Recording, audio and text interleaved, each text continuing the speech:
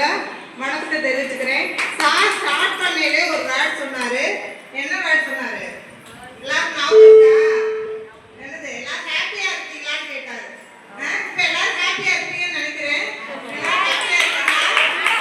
எல்லாரும் சொல்லுங்க சத்தமா. ஹாப்பி அண்ட் ஹெல்த்தின்னு சொல்லுங்க. இதை டெய்லி காலையில எந்திரிச்சோன்னு சொல்லுங்க. அன்னைக்கு நாள் உங்களுக்கு ரொம்ப ஃப்ரெஷ்ஷா இருக்கும்னு நினைக்கிறேன். நம்ம பசங்களுக்கு எல்லாரும் நம்ம மேம் மூலமா அந்த ட்ரைனிங் கொடுத்துருக்கோம். என்னடா எல்லாரும் கிடைச்சிச்சா? நம்ம வாழ்க்கையில ஒவ்வொரு இடத்துக்கு நம்ம போகையில அதுக்கேற்ற மாதிரி வாழ்க்கை மாறும். சரியா? நம்ம கஷ்டமா இருக்கும் அப்படியே நம்ம லைஃப் ஓடிடுமா? அப்படிலாம் ஓடாது. நம்ம ஒவ்வொரு இடத்துக்கும் போகையில நம்மளோட வாழ்க்கை மாறும். சரியா? நம்ம இங்க எதுக்காக வந்தோம், எந்த நோக்கத்துக்கு வந்தோம், ஆனா நம்மளுக்கு எந்த எக்ஸாம் ஒன்று கிடைச்சிச்சு மேம் மூலமா. மேம் என்ன சொன்னாங்க? எல்லாருக்கும் யோகா சொல்லி கொடுக்க சொன்னாங்க. அது மூலமா நம்ம அடுத்தது தாத்தா என்ன சொன்னாங்க? எல்லாருக்கும் ஆசீர்வாதம் பண்றாரு. அவரோட ஏஜுக்கு நம்மளுக்கு எல்லாருக்கும் இங்க வந்ததுனால என்னது விசஸ் கிடைச்சிச்சு. என்ன, நான் ஃபர்ஸ்ட் கிளாஸ் ஆரம்பிக்கையில ஒரு வார்த்தை சொன்னேன். ஏப்பா எல்லாரும் வாழ்க வளமுடன் சொல்லுங்க. வாழ்க வளமுடன் சொல்லி நம்ம எல்லாரையும் வாழ்த்தும் போது அந்த வார்த்தை என்னது நம்மளுக்கு 2 மடங்கா கிடைக்கும். எல்லாரும் வாழ்த்துங்க. சரியா?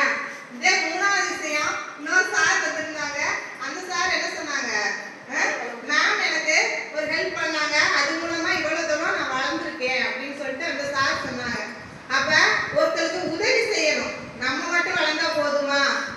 நம்மளை சுற்றி உள்ளவங்க அவங்களும் வளர்ந்தாதான் நம்மளோட பேர் மேல வரும். மேம் அது மாதிரி நிறைய பேருக்கு செஞ்சிருக்காங்க. நிறைய பேர் வந்துட்டு இன்னைக்கு வந்திருந்தாங்க. சரளா அவங்க எனக்கு தெரிஞ்சு என்னோட பேஜ்ல தான் அவங்க ஆரி ஒர்க் கத்துக்கிட்டாங்க. அவங்களோட சூழ்நிலைகள்லாம் மேம்க்கு தெரியும். ஸோ மேம் அவங்களுக்கு ஒரு உதவியா செய்யணும் அப்படின்றதுக்காண்டி இன்றைக்கு அவங்களுக்கு பண்ணாங்க. அது மாதிரி நிறைய பேர் நம்ம ஏரியாவில் இருப்பாங்க. ஒரு சின்ன உதவி 4 கவர்மெண்ட் ப்ராஜெக்ட் நம்ம நிறைய உதவி செய்யறாங்க. கவர்மெண்ட்ல இருந்து நம்மளுக்கு பண்ணிட்டு இருக்காங்க. இது இந்த ஸ்கீம் என்னன்னா மன்னர்கள் காலத்துல இருந்து அரசாங்கம் மக்களுக்கு பண்ணணும் அப்படின்ற ஒரு முறைப்படி நம்மளுக்கு அதிகாரிகள் மூலமா நம்ம கவர்மெண்ட் எல்லாருக்கும் செஞ்சுட்டு வராங்க. அதுக்கு ஒவ்வொரு அதிகாரியும் ஒவ்வொரு ஆபீஸ்லயும் ஒவ்வொரு ஸ்டாஃப் போட்டு பண்ணிட்டு இருக்காங்க. ஸோ நம்ம டெய்லி வாழ்த்து சொல்லும் போது அவங்களுக்கு சேர்த்து சொல்லும் போது நம்மளுக்கு நிறைய பேருக்கு வசதி வாய்ப்புகள் இருக்கலாம். எனக்கு ஒரு சுச்சுவேஷன்ல அமைஞ்சது. அப்ப நான் எனக்கு ஃப்ரீயா அந்த இது கிடைக்கும் போது என் தம்பி சொன்ன ஒரு வார்த்தை, நீ உனக்கு ஈஸியா நம்மளுக்கு வசதி இருக்கு, நீ பண்ணிக்கலாம். அது எத்தனையோ பேர் இல்லாதவங்களுக்கு போய் சேரணும். அதனால நீ அந்த ஸ்கீம்ல போகக்கூடாதுன்னு சொல்லிட்டாங்க. அது மாதிரி நம்மளுக்கு தெரிஞ்சவங்க நிறைய பேர் நம்ம கண்ணுக்கு முன்னாடி கஷ்டப்படுறது இருப்பாங்க. அது மாதிரி ஹெல்ப் பண்ணுங்க. நீங்க ஹெல்ப் பண்றது உங்களோட முடியாது. இப்ப தாத்தா மேம் மாதிரி எத்தனையோ பேருக்கு ஹெல்ப் பண்ணியிருக்காரு.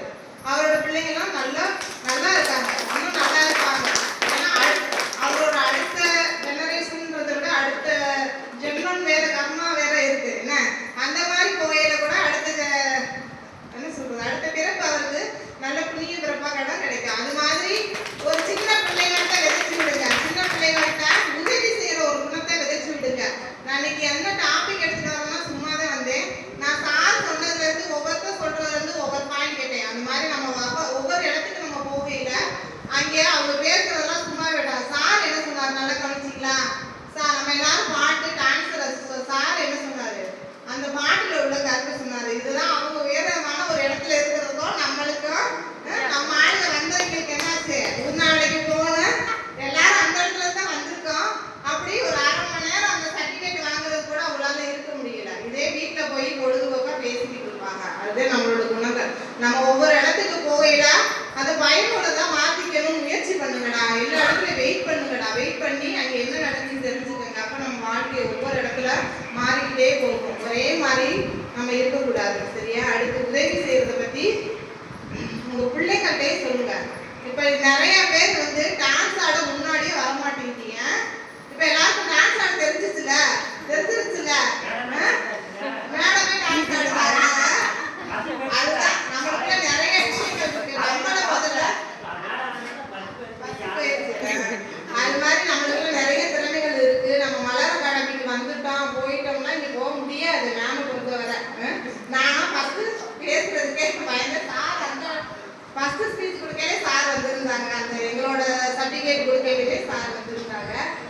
அப்ப இப்ப எப்படி ரெண்டாவது டைம் பேசையில நல்லா பேசணும்னு நினைக்கிறேன். உண்மையிலே நான் ஆக்சுவலா இப்ப பேசி முடிச்சதும் சொல்லணும்னு இருந்தேன், அவங்களே சொல்லிட்டாங்க. ஃபர்ஸ்ட் டைம் பார்த்ததுக்கும் ரெண்டாவது முறை பார்த்ததுக்கும் இப்ப வந்து அவங்க 100 விழுக்காடு எக்ஸ்பர்ட்.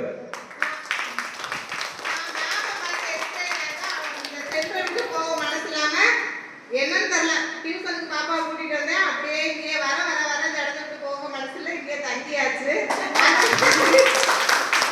எல்லாருக்கும் ஏன்னா மேம் நான் ஃபர்ஸ்ட் பேசையில நான் சொன்னது சாருக்கு தெரிஞ்சிருக்கும் நினைக்கிறேன், நவுத்துல இருக்காங்கன்னு தெரியல. இங்க வரும்போது என்ன அப்படின்னா உங்களுக்குலாம் இன்னும் கிளாஸ் மேம் வந்து எடுக்கல, அதனால ஃப்ரீயா இருக்குங்க. 9:30க்கு எந்த ஆகலை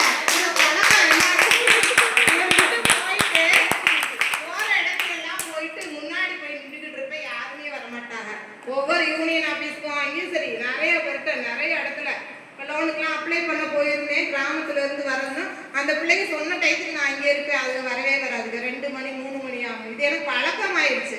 ஒவ்வொரு இடத்துக்கு போகையில சாப்பா அவங்க சொன்ன டயத்துல போய் முன்னாடி நிற்கணும் அப்படின்ற ஒரு விஷயம் அது ரொம்ப நாள் எனக்கு பழக்கமாயிடுச்சு. இப்போலாம் எங்கே போனாலும் சரி ஒரு 5 நிமிஷத்துக்கு முன்னாடி போயிடுறது. அது வந்து மேம்கிட்ட இருந்து கற்றுக்கிட்ட ஒரு விஷயம். மேமை பார்க்கையிலேயே நம்மளுக்கு ஒரு பாசிட்டிவ் வைப்ரேஷன் வரணும். ஏன்னா ஒரு முடியாட்டாலும் உட்காந்துருக்க மாட்டாங்க, முடியாட்டாலும் அங்கேருந்து எவ்வளோ தூரத்தில் வந்து ட்ராவல் பண்ணி நம்மளுக்காண்டி வரா பார்த்தீங்களா. அதனால உங்கள் எல்லாருக்கும் இதில் சொல்லுவாங்க யோகத்தில் நீங்கள் எல்லாம் புண்ணியம் பண்ண இந்த மாதிரி ஸ்பீச் பண்ணையில சொல்லுவாங்க, நீங்கள் எல்லாம் போன ஜென்மத்தில் பயங்கரமான புண்ணியம் பண்ணியிருக்கீங்கடா, அதனால தான் இங்கே வந்து உட்காந்துருக்கீங்கன்னு சொல்லுவாங்க. அது மாதிரி நீங்கள் எல்லாரும் பயங்கரமான புண்ணியம் பண்ணியிருக்கோம் இதுலேயும். ஏன்னா